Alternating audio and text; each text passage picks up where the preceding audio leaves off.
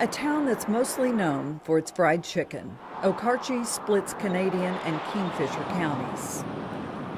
Wind turbines don't outnumber oil and gas wells here yet. The back roads look like many others in northwest Oklahoma. And down a dirt road in Okarche sits this beautiful old farmhouse on 720 acres. It's 100 years old. 85 of those years, just one family has lived here. The Rothers. They came from Minnesota and before that Germany. Big Catholic family who brought lots of relatives and their faith with them to help build Okarche's Holy Trinity Catholic Church and School.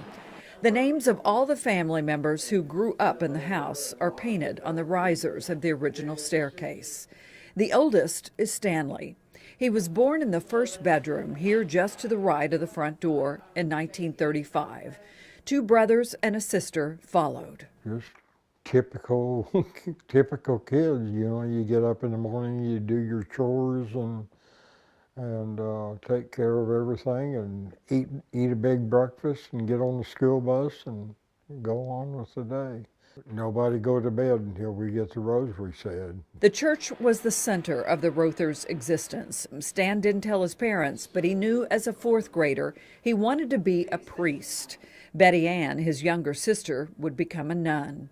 Stan was the quiet one, president of the Okarche class of 1953 Future Farmers of America. My dad, his famous line to him was, well, if you were going to go to the seminary, why did you take VOAG? Why didn't you take Latin in school? Latin almost kept Stan Rother from the priesthood. All the textbooks and writings of the Catholic Church were in Latin. 5 years later, Father Rother volunteered for Guatemala. The people of Santiago Atitlan were in the middle of a civil war and were starving. He'd give his food away to some of these families that just literally didn't have anything. Father Rother loved the ancient Mayan people of Guatemala, and they loved him.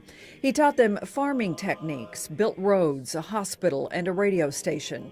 He was their padre, his mission and rectory a safe place from the military death squads. He was just a giving person. You know, he didn't wish for anything like a quarter of land or a big house. The farm boy from Okarche who struggled to learn Latin also learned Spanish and the native Tutsihil, an unwritten language only spoken here. Incredibly, Father Rother translated the New Testament into Tutsihil so the people could have their own Bible. It's still used today. He also taught his parishioners to read and write. He was an ordinary guy who did extraordinary things, and by the grace of God. Even when he was in danger, and he knew he was in danger because he was considered by the military government to be subversive because he actually helped people be educated in the faith. Father Rother was told he was on a death list. He was number 8. His parishioners warned him, and the bishop in Oklahoma forced him to come home to Okarche. He was miserable for those months. He'd stand over at the door you walked in and just look out west and the sun going down and just stare. You know. Father Stanley Rother begged the Oklahoma City Diocese to let him return to Guatemala. They finally agreed.